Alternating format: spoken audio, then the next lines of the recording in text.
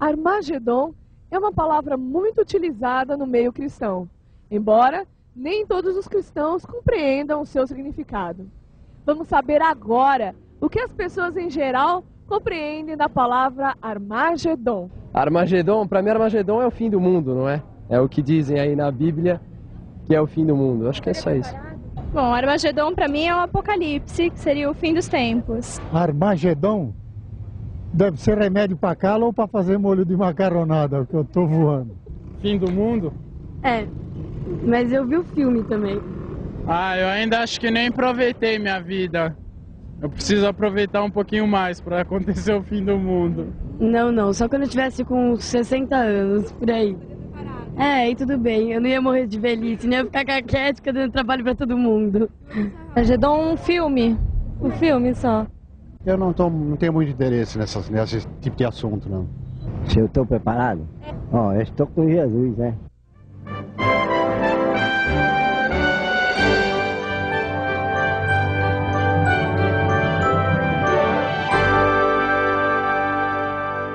Eu posso dizer com toda certeza que ninguém que entrou aqui hoje entrou por acaso. Nós estamos aqui com um apontamento divino.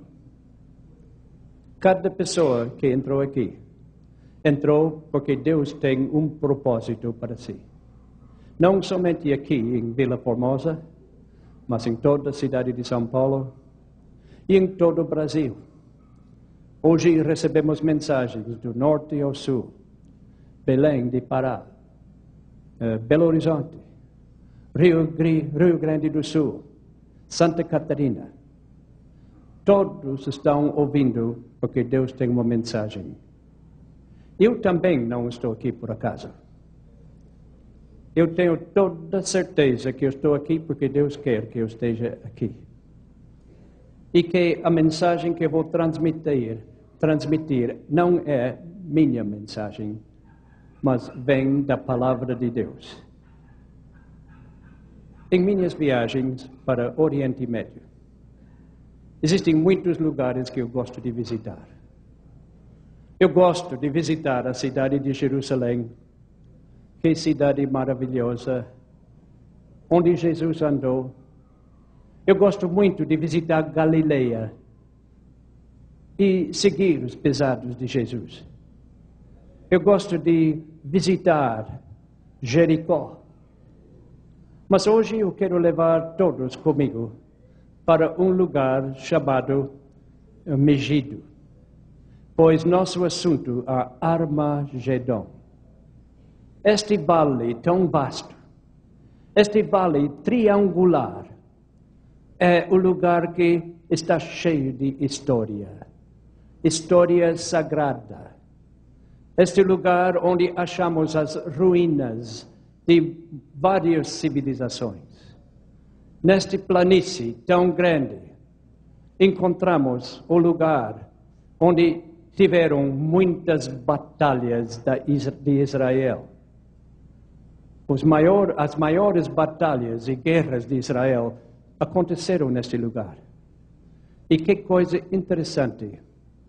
Quando eu estava andando lá, eu vi o som de um jato passando um avião de guerra, que até hoje é um lugar de muito conflito.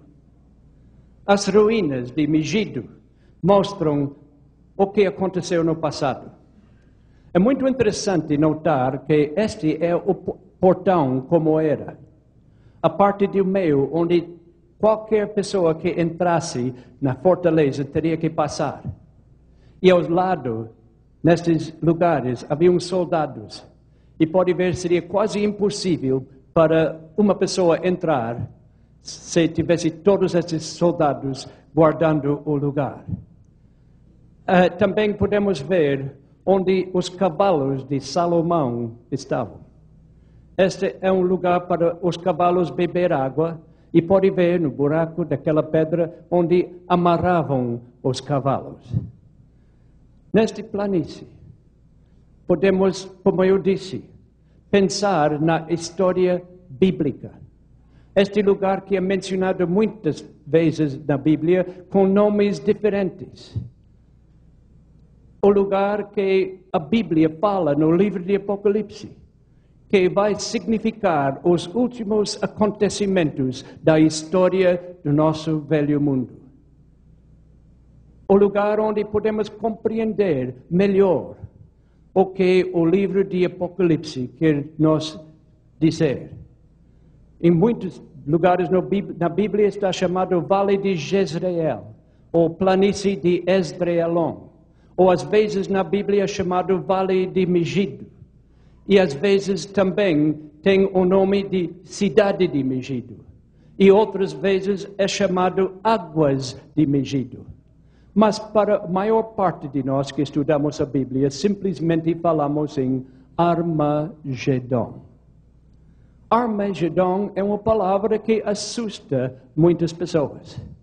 Mas vamos ver hoje que também há uma mensagem de esperança na palavra Armagedon. De Monte Carmelo podemos ver o vale. De lá também podemos ver uma cidade industrial de Israel, uma cidade importante chamada Haifa. Aqui pode ver uma mesquita que foi construída recentemente, muito famosa, e lá há o centro mundial da religião Bahá'í, com a cúpula dourada, um dos prédios lindos da cidade de Haifa. Haifa, como eu disse, é uma cidade industrial. E de Monte Carmelo temos uma vista panorâmica dessa cidade. Pois Israel tem 3 cidades importantes. Tem a cidade de Tel Aviv. É uma cidade de esportes e cidade de recreação. Cidade de praias lindas e teatros. Depois tem a cidade de Jerusalém. E todos nós já ouvimos falar de Jerusalém. A cidade é o centro da religião, de adoração. E tem 3 religiões principais em Jerusalém: os judeus, os árabes, muçulmanos e também os cristãos. Depois, então, tem Haifa, que é a cidade de indústria, a cidade de muito trabalho. E o povo de Israel tem um ditado que descreve o que se faz nessas cidades. Eles dizem: em Tel Aviv brincamos, em Jerusalém oramos, em Haifa trabalhamos. Mas mais importante do que a cidade de Haifa é subir a Monte Carmelo. E ali podemos ver uma estátua de um profeta bíblico. Um profeta corajoso. Um profeta que desafiou os deuses do paganismo. Lá ele desafiou os profetas de Balaam. Ele chamou mais de 800 profetas e enfrentou eles num desafio. Construído um altar, eles tentaram chamar fogo do céu, mas não conseguiram. E depois Elias, com grande coragem, fez uma oração. Ele fez uma declaração para aquele povo. Uma declaração que é importante para nós hoje. Ele fez uma pergunta para eles e disse: até quando cocheareis entre 2 pensamentos? Se o Senhor é Deus, segue-o. Mas se Baal, segue-o. 1 Reis 18, 21. Nós também não podemos ficar entre 2 posições.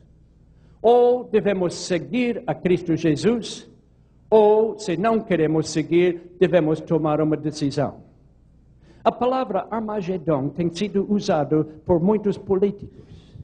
Quando o Roosevelt dos Estados Unidos estava concorrendo para a presidência dos Estados Unidos, ele fez uma declaração usando essa palavra.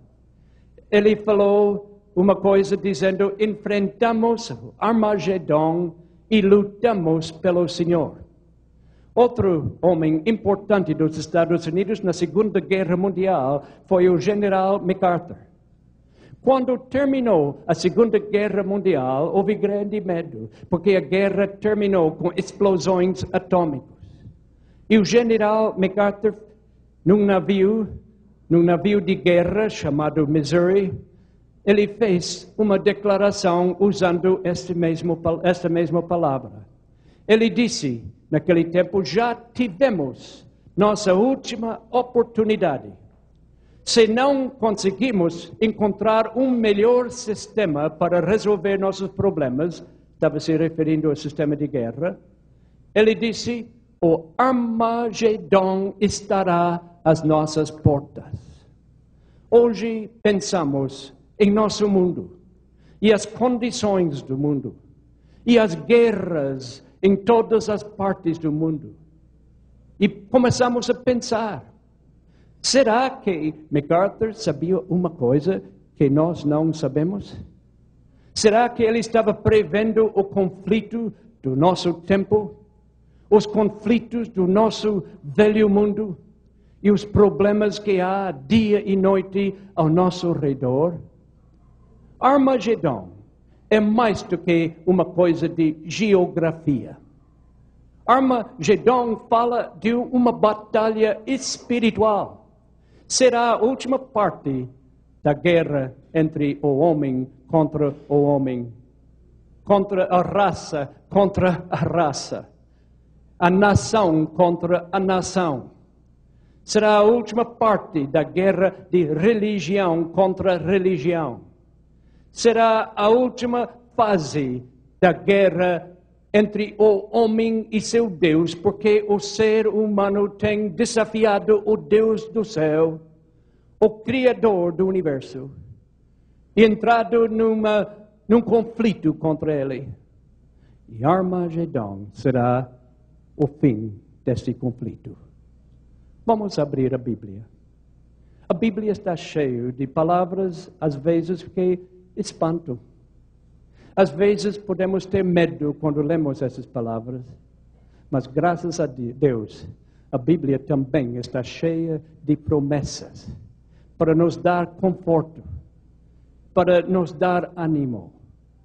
Deus disse, vem, povo meu, entra nas tuas câmaras, fecha as tuas portas sobre ti, esconda-te só por um momento, até que passa a indignação, pois eis que o Senhor está saindo do seu lugar para castigar os moradores da terra por causa da sua iniquidade, e a terra descobrirá o seu sangue e não encobrirá mais os seus mortos. Isaías 26, 20 e 21. Há muita injustiça neste mundo. Mas um dia em breve, Deus vem para acertar as coisas, para endireitar tudo. E nós estamos enfrentando tempos difíceis pela história da Bíblia. Deus disse mais, aquele que habita no esconderijo do Altíssimo, à sombra do Todo-Poderoso descansará. Não temerás os terrores da noite, nem a seta que voa de dia, nem peste que anda na escuridão, nem mortandade que assola ao meio-dia. 1000 poderão cair ao teu lado, 10.000 à tua direita, mas não serás atingido. Salmo 91, 1 e 5 a 7. Para cada ameaça na Bíblia, Deus tem uma promessa. E nós queremos não concentrar nas ameaças, mas também nas promessas. Lemos mais nas Escrituras. Chegará o estrondo até a extremidade da terra, porque o Senhor tem contenda com as nações. Entrará em juízo com toda a carne. Quanto aos ímpios, ele os entregará à espada, diz o Senhor. Jeremias 15, 31. Ao entrar mais profundamente nas Escrituras, nós vamos ver o que há de acontecer no futuro. Porque é nosso dever saber. E as pessoas que não sabem e não estejam preparados estarão em grandes dificuldades. Nós precisamos nos preparar para o futuro. Nós tivemos umas guerras interessantes em nossos últimos tempos que nos mostram o que pode acontecer. A guerra da tempestade do deserto, com este homem que é tão conhecido, que enfrentou os poderes das grandes nações, o Saddam Hussein. Nós todos ficamos observando, porque aquela guerra marcou uma página nova na história. Antigamente, a guerra era entre soldados, mas agora a guerra estava na televisão e todas as pessoas podiam assistir na sua sala, na televisão, e ver as armas, até armas nucleares, aliás, foguetes e coisas. Agora a guerra não é uma coisa que fica mais escondida. É uma coisa incrível. Quando a guerra começou, lá no Oriente Médio, começou a faltar petróleo. Eu achei interessante. Não demorou nada. Parece que 2 horas depois que a guerra começou, nós vimos os preços de gasolina mudar. Não demorou nada que nossa economia foi afetada. E nós tivemos que ver as consequências, porque o petróleo é tão importante para a civilização. E podíamos ver imediatamente o resultado de uma guerra no Oriente Médio. Quanto nós preparamos, quanto nós nos preocupamos com o petróleo. E faz tanta diferença para nós. Hoje vamos abrir o livro de Apocalipse e vamos ler o que a Bíblia disse sobre o assunto de Armagedão. Começamos com o versículo 12. A Bíblia disse: o 6º anjo. Não teremos tempo hoje para falar de todos os anjos. Tiveram mais 5 anjos antes. Nós vamos mais tarde explicar essas coisas. Mas queremos falar sobre o 6º e 7º anjo que derramaram algo sobre a terra. O 6º anjo derramou a sua taça sobre o grande rio Eufrates. E a sua água secou-se para que se preparasse o caminho dos reis que vêm do Oriente. Agora, as pessoas que estiveram aqui ontem à noite têm uma vantagem. Porque ontem estudamos um pouco sobre o rio Eufrates. O rio Eufrates que passava pela cidade de Babilônia. E alguns reis vieram do Oriente. Um se chamava Ciro. O seu nome foi dado 113 anos antes de nascer, se lembra? E eles vieram para conquistar Babilônia. E como eles conquistaram Babilônia? Secando as águas do rio Eufrates. Agora, no livro de Apocalipse, podemos construir sobre a base que falamos ontem. Se lembra que eu falei? Um segredo para todos? Não pode compreender o livro de Apocalipse sem compreender que livro? De Daniel. O Daniel nos formou uma base. Aqui temos um anjo com uma taça derramando alguma coisa no ar. Baseado na história de Babilônia que estudamos ontem à noite. Secando as águas do rio Eufrates, que é um rio principal no Oriente Médio. Um rio muito importante. Mas como, numa guerra do século XX, seria necessário secar as águas do rio? Porque um exército não tem problemas em passar por um rio hoje em dia.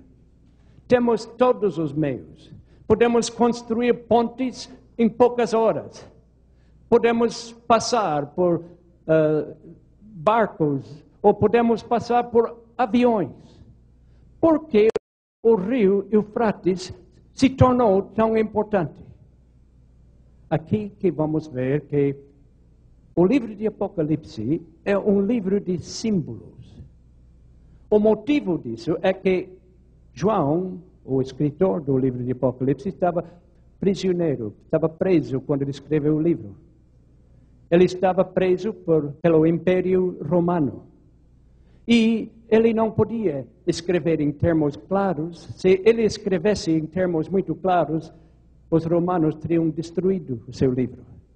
Então Deus deu as mensagens em código, para que os inimigos não pudessem compreender. Mas mais do que isso, Deus usou quadros para ilustrar, para ser mais compreensíveis para os que estudam a Bíblia. E por isso, muitas pessoas ficam muito confusos quando leem o Apocalipse. Porque tem tantos símbolos que eles não podem compreender. O problema é que eles não estudaram a Bíblia, porque a Bíblia fala o que significam estes símbolos. O rio Eufrates, agora no livro de Apocalipse, baseado no livro de Daniel, está falando de uma batalha espiritual e símbolos espirituais. E não é uma coisa que eu posso escolher ou pensar. A Bíblia dá chaves muito importantes para a interpretação da Bíblia. Minha opinião não vale mais do que a sua opinião. A opinião do meu pastor não vale mais do que a opinião do seu pastor, o seu padre, o seu teólogo. Nós não queremos agora opinião humana. Nós queremos ir diretamente para a palavra de Deus. E Deus nos dá as chaves. Às vezes, o livro de Apocalipse fala de asas. E podemos ler no livro de Abacuque 1, 6 a 9, que asas representam velocidade. Não porque eu falei, mas porque sim, a Bíblia falou. A Bíblia, no Apocalipse, às vezes fala em ventos.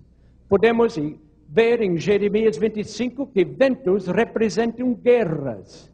Quando João queria descrever ventos, ele falava, queria descrever guerras e conflito, ele falava em ventos.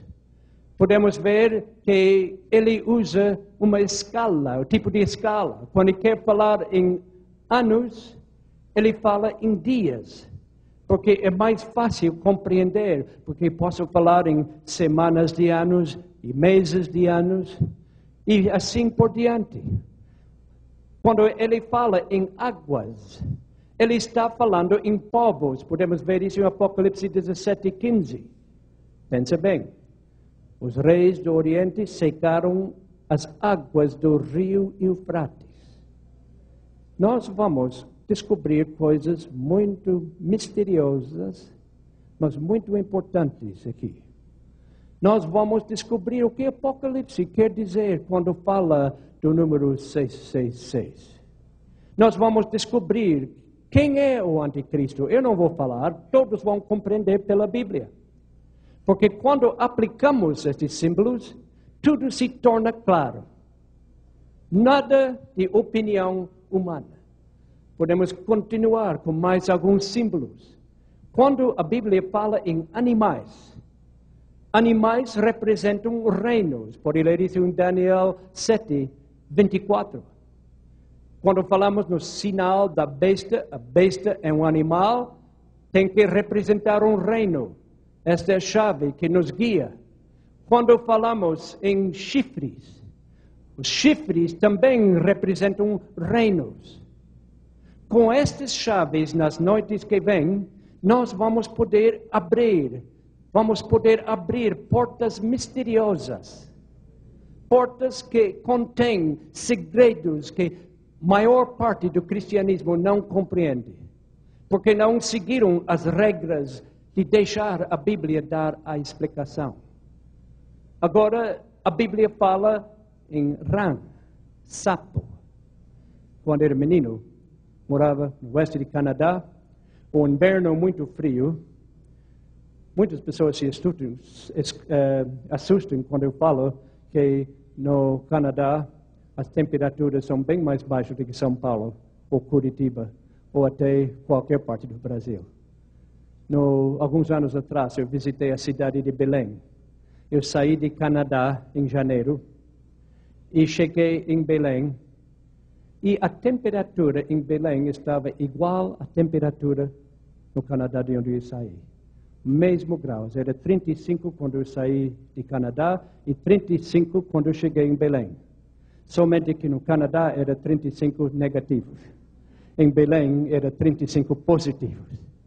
Mas quando vem a primavera, agora é primavera lá, a neve derrete. E os sapos e os rãs que estão em hibernação durante o inverno, dormem o inverno inteiro. Mas de repente, quando vem a primavera, eles saem e começam a cantar. E como menino, eu gostava de prender os sapos e levar para casa. E observar os hábitos deles. E estudando o sapo, eu poderia compreender o que vamos ver agora no livro de Apocalipse. O livro de Apocalipse, capítulo 16, versículo 13, próximo versículo, disse: e da boca do dragão, e da boca da besta, e da boca do falso profeta, saíram 3 espíritos imundos, semelhantes a rãs. Por que semelhantes a rãs?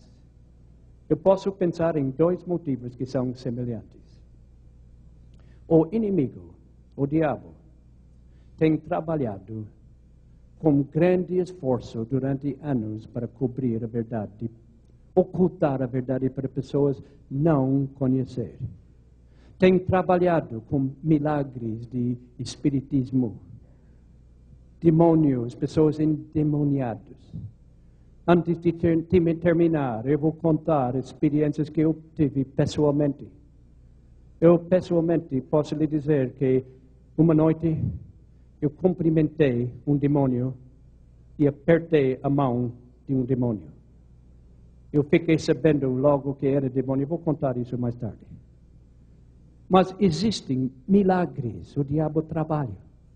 Mas agora, antes da vinda de Cristo, é como se viesse a primavera. Estes espíritos que estavam em hibernação, como os sapos e as rãs, estão aparecendo. E mais do que isso, eu quando prendi os sapos, eu observava. O sapo gosta de comer mosca. Como o sapo pega a mosca? Com a língua. Não somente o sapo tem uma língua muito comprida, língua bem comprida, mas a língua não está preso atrás, está preso em frente da boca. E quando esta língua sai, pode alcançar uma distância maravilhosa. E é tão rápido que parece uma faísca. E a mosca foi presa. Certos poderes, espíritos, estão em hibernação e estão começando a aparecer. E estes poderes usarão a força das línguas para enganar muitas pessoas. Disse versículo 14, pois são espíritos de demônios que operam sinais, os quais vão ao encontro dos reis de todo o mundo para os congregar para a batalha do grande dia do Deus Todo-Poderoso. Apocalipse 16, 14. Disse que eles operam milagres e sinais. Não fazem de conta de operar milagres. O diabo opera milagres. A Bíblia diz que ele vai aparecer como um anjo de luz. Não vai aparecer com chifres ou com cauda. Ele vai aparecer como anjo de luz, porque se ele levantasse e dissesse, olha todos, eu sou o diabo, eu vou vos enganar, quantas pessoas seriam enganadas, não é? Se o diabo aparecesse muito feio, como um diabo mesmo, ele não conseguiria enganar ninguém. Mas ele vai aparecer como um anjo de luz para enganar as pessoas, operar milagres, até curas, chamar fogo do céu. E depois o que ele faz? Disse, vai congregar para a batalha os homens, porque o diabo gosta de guerra. Ele começou a ser um guerreiro lá no céu, lutando contra Deus. E ele inspira as pessoas para fazer guerra. E assim que ele vai inspirar as pessoas para Armagedon. Como os sapos, estes poderes agora estão começando a aparecer. Estão começando a usar o poder de línguas para pegar os inimigos. Eles estão começando a usar poderes espiritismo. Na América, usam muito um brinquedo, as crianças, que é a tábua Ouija, que faz milagres, conta o futuro e faz muitas coisas porque os demônios estão já agindo. E são estes demônios que estão trabalhando para enganar as nações e para levar as nações para a guerra. Sabe, Satanás é muito inteligente. Nunca devemos pensar que ele não tem inteligência. Ele é muito astuto. Agora, ele não é original. Ele gosta de imitar a Deus em tudo. Ele não tem nenhuma mensagem original. Mas quase todas as verdades que Deus nos dá, vamos apresentar essas verdades noite após noite, coisas maravilhosas. Mas Deus apresenta o que é a verdade. O diabo imita essas verdades e tem uma verdade falsa. Substitutos. Ele gosta de substituir as mensagens de Deus. E são substitutos satânicos. Vamos ver somente alguns.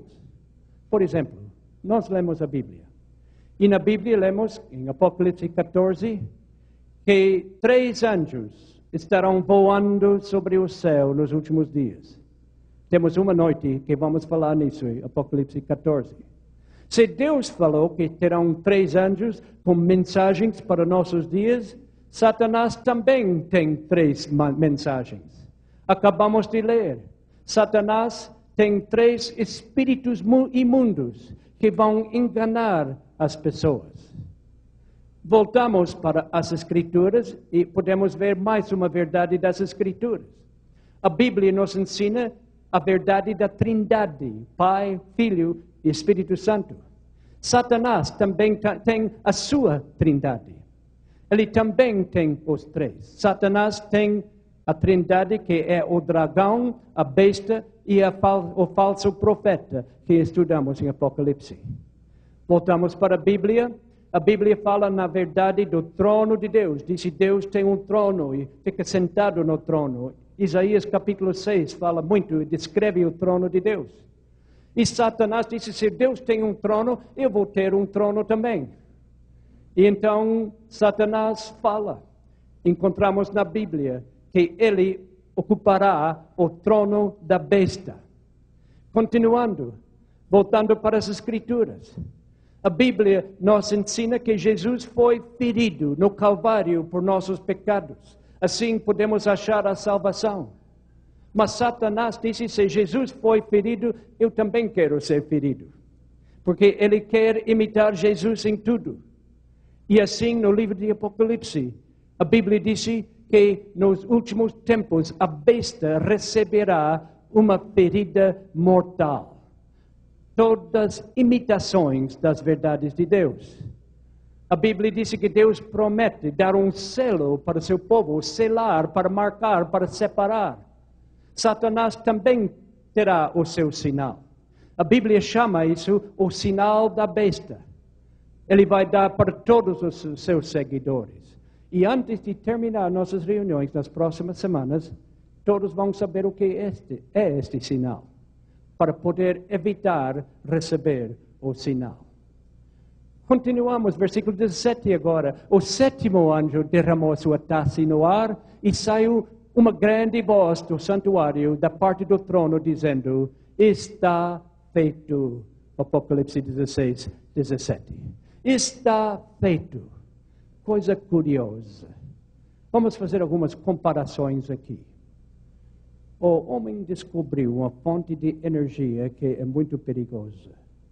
pode ser um benefício para a raça, mas maior do que isso é uma ameaça.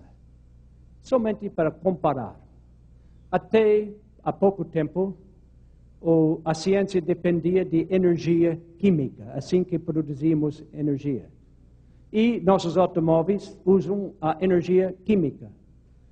E com a energia química, 4 litros de combustível podem impulsionar um carro pequeno 50 a 60 quilômetros. Mas o homem descobriu um outro poder, energia atômica. E quando olhamos a energia atômica, este mesmo carro, com 4 litros de combustível, usando energia atômica, poderia andar 6 bilhões de quilômetros. Essa é a grande diferença. Se usamos energia química, 1 quilo de carvão pode produzir 8,5 kWh de energia. Mas se usássemos matéria atômica e o poder nuclear, 1 quilo podia produzir 25 bilhões de kWh.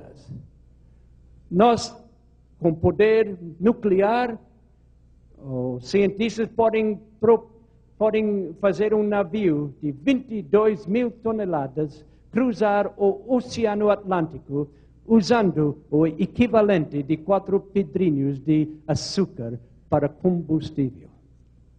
Por que estou falando nessas coisas agora? Ao continuar a estudar a Bíblia, encontramos umas coisas curiosas e interessantes. Foi o grande homem inglês, Sir Oliver Lodge, que muitos anos atrás fez uma declaração solene. Ele disse: eu rogo a Deus que o homem não entenda o segredo da força nuclear antes que ele aprenda o segredo do domínio próprio. Será que o ser humano já aprendeu o segredo do domínio próprio? Eu às vezes temo que não aprendeu. Não aprendeu. E abrindo a Bíblia em 2 São Pedro, capítulo 3, versículo 10, lemos essas palavras: virá, pois, como ladrão o dia do Senhor, no qual os céus passarão com grande estrondo, e os elementos ardendo se dissolverão, e a terra e as obras que nela há serão descobertos. 2 São Pedro 3,10. Disse que os elementos se dissolverão. Agora uma pergunta.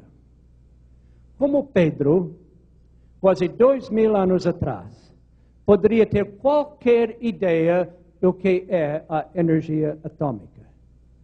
Mas por curioso que parece, ele usou termos científicos que somente hoje nós compreendemos. Quando ele disse os elementos se dissolverão, ele usou a palavra luo, que quer dizer soltar ou dissolver. E isso exatamente é o que aconteceu com o poder nuclear. Quando os cientistas descobriram como podiam quebrar o átomo, partir o átomo, dissolver, e eles usaram a mesma expressão que Pedro usou.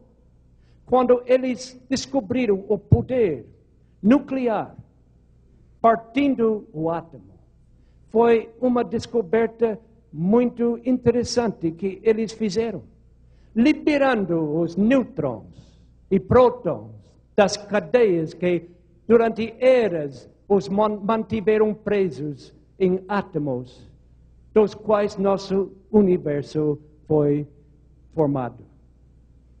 E se tornou uma coisa totalmente espantosa, uma coisa horrível. Muitos de nós que somos um pouco mais velhos nos lembramos o que aconteceu em Hiroshima. Eu me lembro muito bem quando ouvi a notícia pela primeira vez, era um jovem, e me lembro dos relatórios das notícias que lemos. Segunda-feira, 6 de agosto, 1945, um piloto e mais alguns amigos pegaram um avião chamado Enola Gay, carregando uma bomba chamada Big Boy, quer dizer, rapaz grande. A bomba pesava 4.400 quilos, media 3 metros de comprimento, 7 metros de diâmetro. Às 8h15 da manhã, essa bomba explodiu e nós sabemos a história. Dos 76 mil prédios da cidade de Hiroshima, somente 6 mil não sofreram dano algum. Desses prédios, 48 mil foram totalmente destruídos. Mas não somente os prédios, pior do que isso. Nós vemos o que aconteceu com as pessoas. 100 mil pessoas morreram no primeiro dia. Até o fim daquele ano, o número alcançou 140 mil, mas não acabou ainda. A história continua com a crueldade. Avançamos e pouco tempo depois, outra bomba, outra explosão, outro desastre. Quando explode uma bomba atômica, começa com um clarão muito forte. E depois do clarão,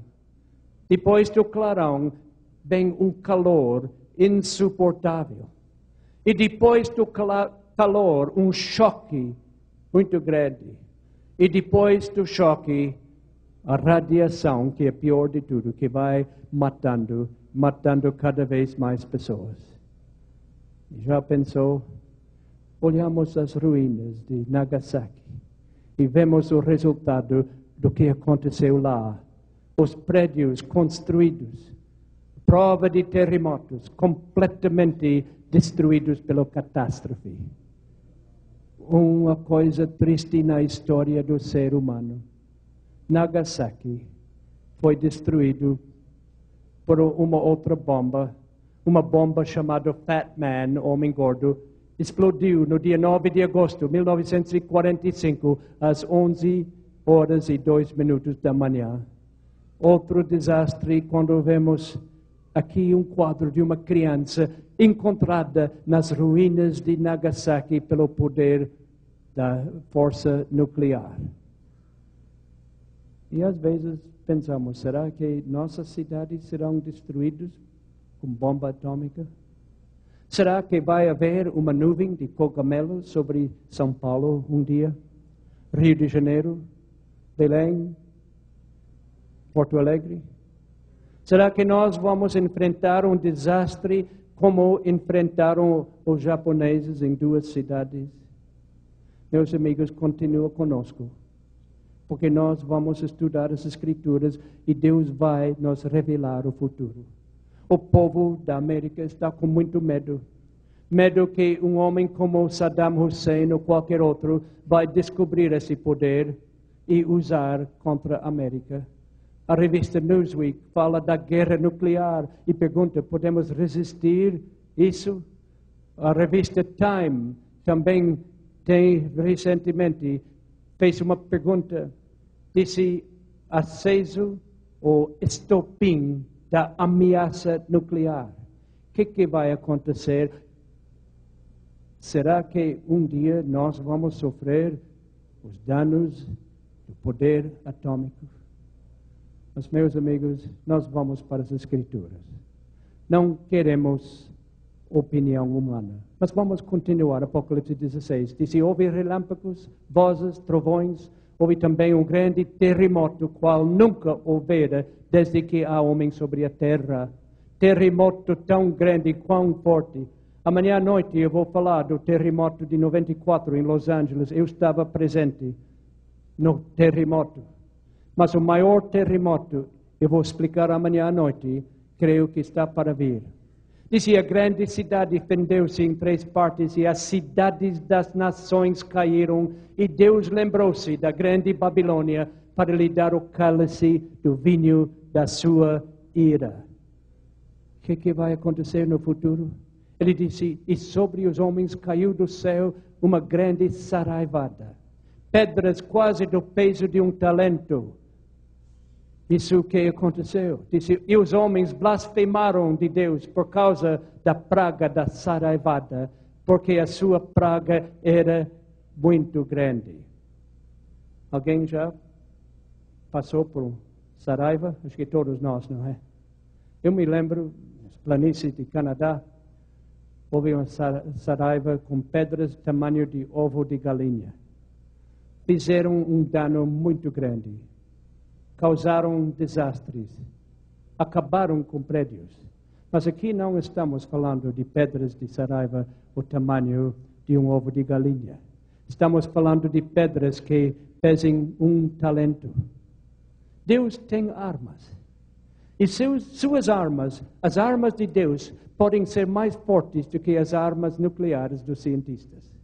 Jeremias disse, o Senhor abriu seu arsenal e tirou os instrumentos da sua indignação, porque o Senhor Deus dos exércitos tem uma obra a realizar na terra dos caldeus.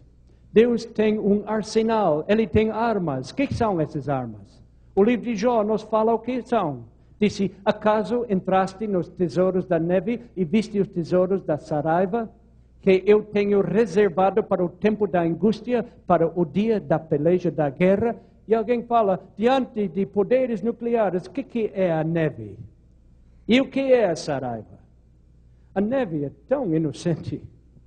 Quando cai a neve, eu posso estender a mão e o floco de neve cai na mão e é tão delicado que em poucos segundos derrete. Cada floco de neve diferente. Como a neve pode ser uma ameaça? Mas começam a cair muitos flocos de neve e nós no Canadá sabemos o resultado. As maiores cidades ficam paralisadas. Deus tem as armas mais fortes. Pedras de saraiva, não pesando meio quilo, 1 talento significa 34,2 quilos, ou que seria para os americanos 75,39 libras. Eu posso lhe prometer, amigo, se cair uma pedra de 34 quilos na sua cabeça, vai estragar seu dia totalmente, não é? Já pensou em cair muitas pedras desse tamanho? É uma das coisas que a Bíblia fala. Mas voltamos para as Escrituras. A Bíblia diz, proclamai isso entre as nações. Preparai guerra, suscitai os valentes. Chegam-se todos os homens de guerra, subam eles todos. Forjai espadas das relhas dos vossos aradas e lanças das vossas podadeiras. Digo ao fraco, eu sou forte, apressai-vos e vinde todos os povos em redor e ajuntai-vos para ali. O Senhor faze descer os teus valentes. Então a Bíblia continua, suscitam-se as nações e subam no vale de Josafá, pois ali me assentarei para julgar todas as nações em redor. Lançai a foice, porque já está maduro a cieira. Vinde e descei, porque o lagar está cheio. Os vasos dos lagares transbordam, porquanto a sua malícia é grande. Nós amanhã vamos continuar. Não temos tempo agora para explicar tudo. Mas eu quero dizer uma coisa para meus amigos. Se vocês queriam perder uma reunião, não devem perder amanhã. Teria sido melhor perder hoje. Mas amanhã vamos explicar as coisas.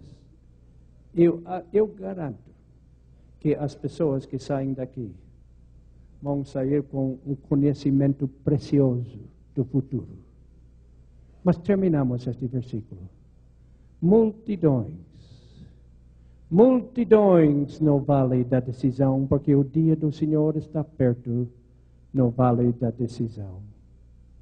Multidões em nosso mundo no vale da decisão. Hoje à noite Deus está te chamando. Deus está te chamando pedindo que aceites a sua mensagem. Deus quer te chamar. Deus quer te preparar para o futuro. Ele quer te dar o conhecimento tão importante. E Ele está chamando a todos. Ele está batendo a porta de coração de todos. Ele quer estar contigo. Mas Ele está com uma pergunta para fazer a todos aqui. Jesus está te chamando. A decisão mais importante no mundo é aceitar a Jesus e esperar a sua vinda que se aproxima. Nós precisamos estar preparados para a vinda de Cristo. Eu pergunto, você está preparado? Deus está falando ao teu coração hoje? Você está preparado para as coisas que vêm vindo? Você estará feliz na vinda de Cristo? Enquanto Ele bate o coração, a porta do teu coração, queremos lhe fazer uma pergunta. Como estás tu com teu Deus? Amigo, em Belém, Rio de Janeiro, amigo lá em Santa Catarina, amigo em Belo Horizonte, Brasília, Goiânia, lá em Mato Grosso. Está tudo bem entre ti e Deus? Como estás com teu Deus? Muito afoito estás pelo teu viver. Como estás com teu Deus? Se amor vier hoje te levar, como estás com teu Deus?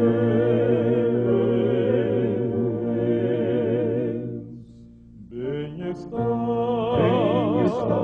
teu viver. Como estás com teu Deus?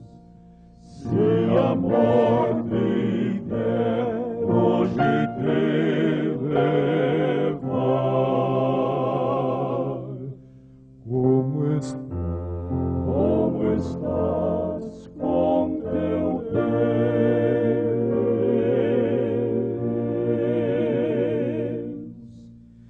Cantas o amor do Senhor Jesus. Como estás com teu Deus?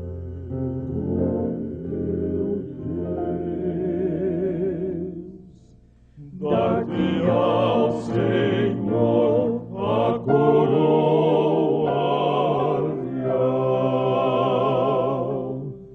Como estás com teu Deus?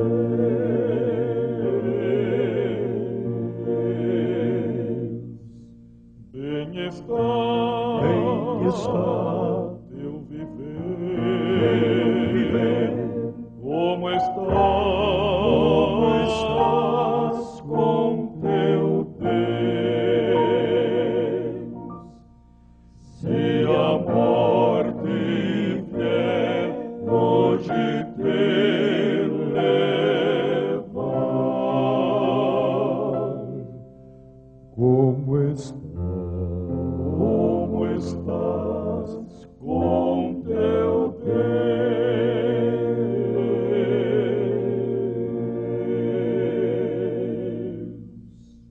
Oremos a Deus. Pai nosso, esta pergunta que todos fazemos.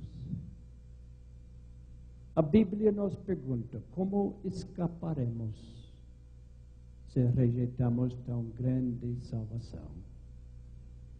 É uma pergunta que tu não podes responder, somente nós. Nossos parentes não podem responder essa pergunta. Nosso pai ou nossa mãe, nosso marido, esposa, somente nós. Enquanto estamos aqui em oração, temos o pensamento tão solene, a pergunta tão importante: como estamos com nosso Deus. Pai, ajuda-nos. Alguém ouvindo minha voz agora está sentindo alguma coisa acontecer dentro de si. Deus está falando. O Espírito Santo está trabalhando. Pai, eu peço que muitas pessoas aqui em Vila Formosa e em muitas outras cidades neste momento possam mandar uma prece para Ti dizendo: Senhor Jesus, vem viver em meu coração. Eu quero andar contigo. Eu quero saber a Tua verdade. Eu quero Te seguir em todas as coisas. Pai, despede-nos agora com a Tua paz, com as Tuas bênçãos, pois pedimos todas estas coisas no santo e doce nome de Jesus Cristo, nosso Salvador. Amém.